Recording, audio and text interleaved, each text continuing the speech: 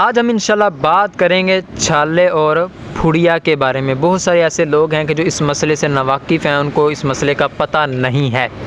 कहते हैं कि छाला अगर किसी ने नोच डाला, अगर उसका पानी बह गया तो वज़ू टूट जाएगा, अगर बहा नहीं तो वज़ू नहीं टूटेगा।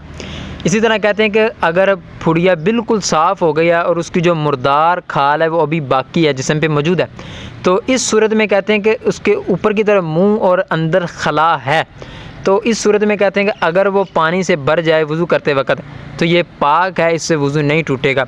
हाँ, अगर उसके अंदर खून की तरी मौजूद है तो इस सूरत में वज़ू टूट जाएगा। ये अपने जहन में रखना, मसला बड़ा अहम है। इसी तरह कहते हैं कि ख़ारिश या फोड़ों से रतूबत बहने की मिकदार में नहीं निकली, अगरचे यानी कि वो कपड़ों के साथ बार बार उसको पूंछता रहे, अगर वो बहने की मिकदार में नहीं है तो वज़ू नहीं टूटेगा।